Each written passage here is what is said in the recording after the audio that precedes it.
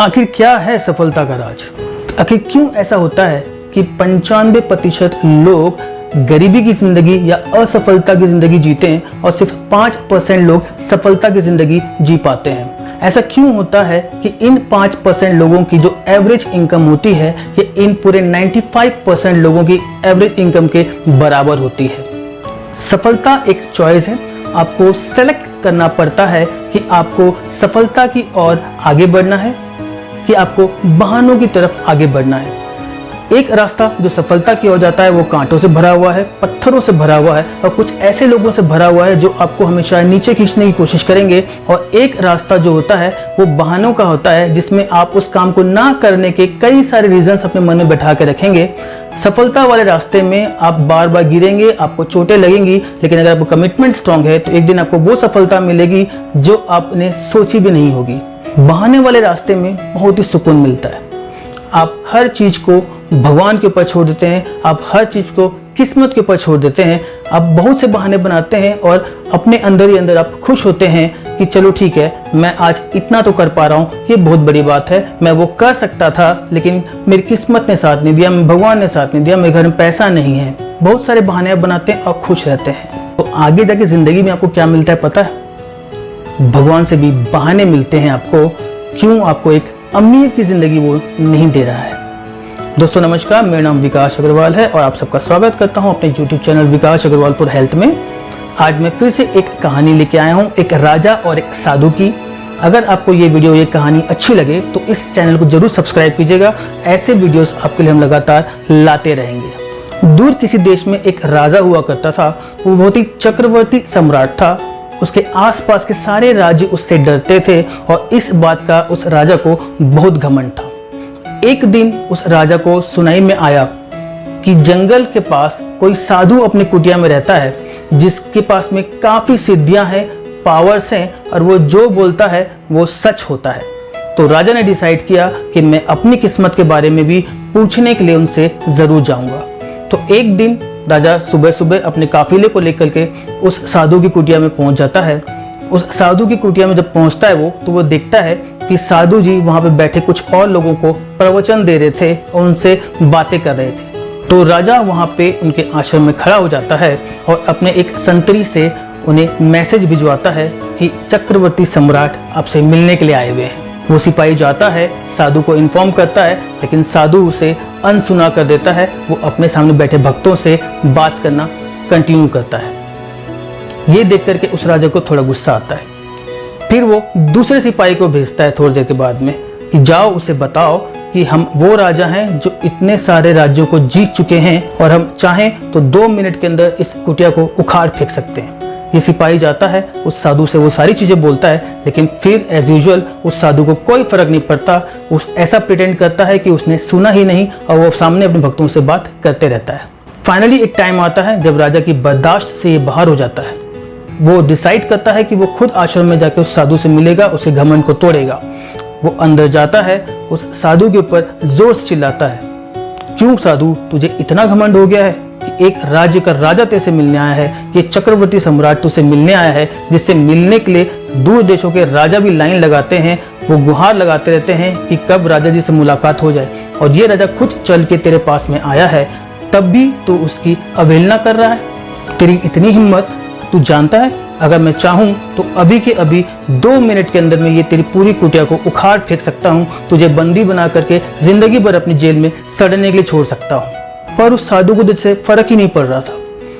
राजा बोले जा रहा था, वहां के लोग स्तब्ध थे, लेकिन साधु उन्हीं व्यक्ति से बात करने में लगा हुआ था जो अपनी समस्याएं लेकर के पहले उनके पास पहुंचा था। राजा का क्रोध 7वें आसमान पे था।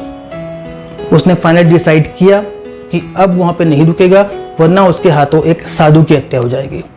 तो वापस मुड़ के वो जैसे ही 2-3 कदम चलता है, उस साधु की आवाज आती है, हे राजन, मैं सब जानता हूं कि आप कौन हैं, आपका वैभव कितना है, आपका यश कितना है, पर एक बात जो आप समझ नहीं पाए वो ये थी कि मैं अपने भक्तों से बात कर रहा था, मैं उन लोगों से बात कर रहा था जो अपनी परेशानियां लेकर के मेरे पास में आए हैं। मैं उन लोगों के साथ लीन था जो आपके आने के काफी समय पहले से यहाँ पे आए हुए हैं।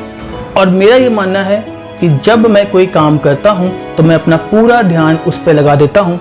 आजू बाजू में क्या हो रहा है या कौन आ रहा है कौन जा रहा है उस पर मेरा ध्यान रहता ही नहीं है। आपके संतरी 2 बार आए, तीसरी बार आकर के आपने क्रोध दिखाना शुरू किया, आप गुस्सा हो गए, आप आग बबूला हो गए, लेकिन मैंने आपसे फिर भी बात नहीं की। अभी मैं आपसे बात इसलिए कर रहा हूँ क्योंकि मेरे भक्तों के सवाल अब पूरे हो चुके हैं, मैं उन्हें इनके सवालों का जवाब दे चुका हूँ। तो अब अगर आप चाहें तो हम बैठ करके आपके सवाल पे भी बातचीत कर सकते हैं। राजा स्तब्ध रह गया, उसे समझ में नहीं आ रहा था कि वो क्या बोले। उसने एक बात तो समझ ली कि बिना कुछ पूछे ही इस साधु ने उसे वो ज्ञान दे दिया था जिसकी तलाश उसे बरसों से थी। उस राजा ने एक बात सीखी कि जब भी आप कोई काम शुरू करते हैं आपको पूरी तरीके से उसमें भिड़ जाना चाहिए, उसमें लीन होकर के अपना कमिटमेंट इतना स्ट्रांग करना चाहिए कि आपके आजू बाजू में तूफान भी अगर आ जाए तो आपके पैर डगमगाए ना। आप कुछ भी नया काम करने की शुरुआत करेंगे तो आपको खींचने वाले लोग भी आएंगे, आपको बहाने बनाने के लिए परिस्थितियां भी बहुत सारी मिलेंगी, लेकिन अगर आपका फोकस, आपका कमिटमेंट अपने गोल की तरफ है तो आप कभी भी विचलित नहीं होंगे। जैसा कि उस साधु के सामने उस चक्रवर्ती सम्राट के आने के बाद भी वो साधु विचलित नहीं हुआ। उसका जो कमिटमेंट था, उसका जो फोकस था वो सिर्फ अपने गोल पे था, और वो गोल ये था कि ये भक्त जो मुझसे मिलने आए हैं मुझे इनकी समस्या का निराकरण करना है।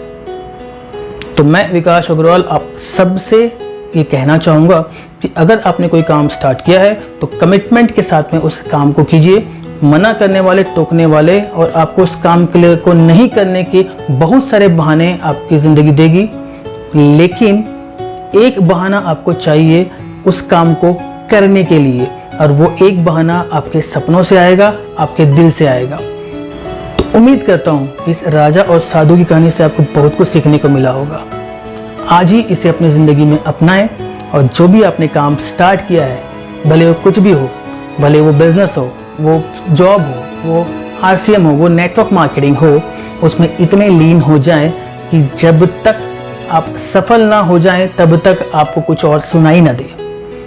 आपकी सफलता सबसे करारा जवाब होती है आलोचकों के लिए। आप झगड़ने जाएंगे, वो आपसे और झगड़ेंगे, लेकिन आप कभी भी खुश नहीं रह पाएंगे। जिस दिन आप सफल हो जाएंगे वो सब आपके सामने आकर के सर झुकाएंगे, और असली खुशी आपको तब मिलेगी और असली जवाब तब होगा। मैं विकास अग्रवाल आप सबसे विदा लेता हूं, और अगली बार फिर से मुलाकात होगी ऐसे ही कोई एक इंटरेस्टिंग वीडियो में या मैनेजमेंट से रिलेटेड वीडियो में, जो आपको उस टाइम हेल्प करेगी जब आपके सामने सारे रास्ते बंद हो जाते हैं। खास करके नेटवर्क मार्केटिंग पे हम वीडियो लाते रहेंगे और ऐसे इंटरेस्टिंग मोटिवेशनल स्टोरी लाते रहेंगे। अगर आपको अच्छा लगे तो आप इस चैनल को सब्सक्राइब जरूर कर लीजिए और बेल आइकन दबा दीजिए, ताकि आपको हमारी हर वीडियो की जानकारी टाइम पे मिल सके। आप एक अच्छे स्वास्थ्य के साथ जिए, आपके चारों तरफ प्रेम ही प्रेम हो, और जो भी आप काम करें उसे आप तब तक करते रहें जब तक आप उसमें सफल ना हो जाएं और आपको टोकने वालों के मुंह बंद ना हो जाएं। I wish you all the best, and मिलते हैं अगले वीडियो में। जय हिंद, जय भारत, जय हिंदुस्तान, जय हो।